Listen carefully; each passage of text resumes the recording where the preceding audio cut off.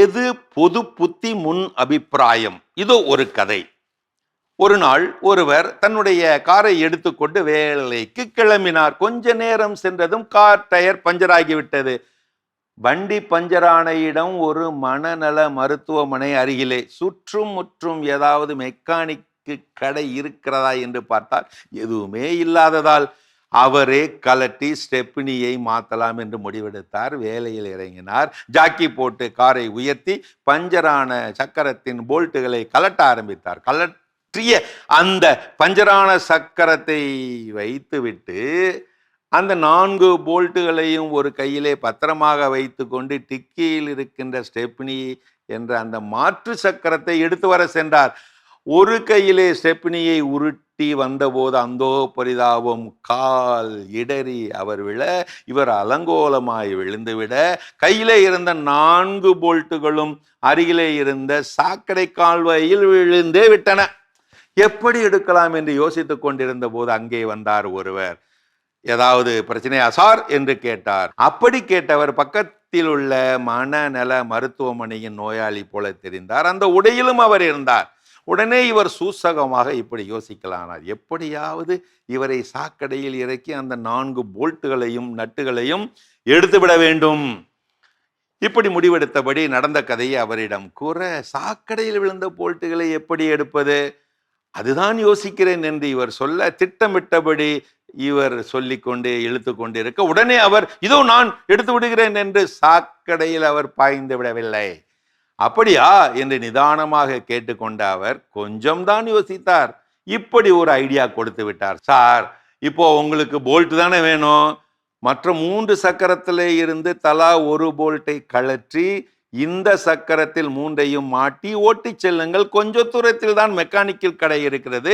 4 போல்ட்டுகளை வாங்கி 4 சக்கரத்திலும் மாட்டிக்கொள்ளுங்கள், அவ்வளவுதானே.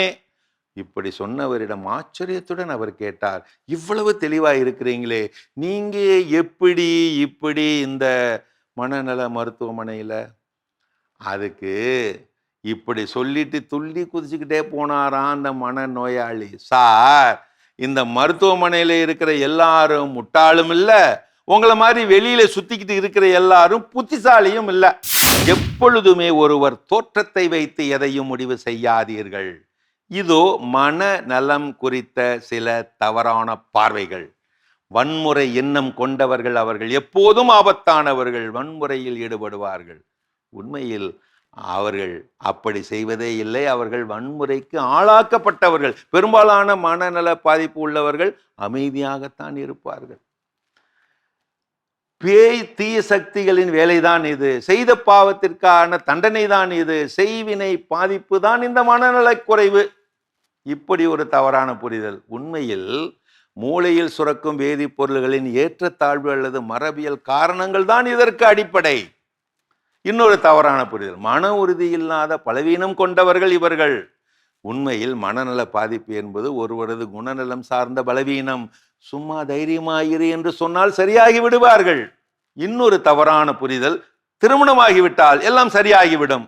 எவ்வளவு பெரிய ஆபத்தான மூட நம்பிக்கை இது. இன்னும் அது தீவிரமாக கூடும். இது மற்றொரு நபரின் வாழ்க்கையை பாதிக்கும் அல்லவா? அப்புறம் வேலை செய்ய தகுதி இல்லாதவர்கள் அவர்கள். உண்மையில் உலகில் பல வெற்றிகரமான தொழில் அதிபர்கள், கலைஞர்கள் மற்றும் விஞ்ஞானிகள் மனநல போராட்டங்களை கடந்தவர்கள்தான். சரியான ஆதரவு கிடைத்தால் அவர்கள் மற்றவர்களை விட திறமையாக செயல்படுகிறார்கள். எல்லாம் சரிதாங்க. உண்மையிலே உச்சக்கட்ட மனநிலை பிறழ்வு என்பது எது தெரியுமா? அவன் சரியில்லை, இவன் சரியில்லை, இது சரியில்லை, அது சரியில்லை, எங்கேயும் எதுவும் சரியில்லை, இங்கேயும் எதுவும் சரியில்லை, நான் மட்டும்தான் சரி. இதுதான் உச்சக்கட்ட மனநிலை பிறழ்வு. நல்ல வேலை அந்த லிஸ்ட்ல நீங்க இல்ல. வாழ்த்துக்கள்.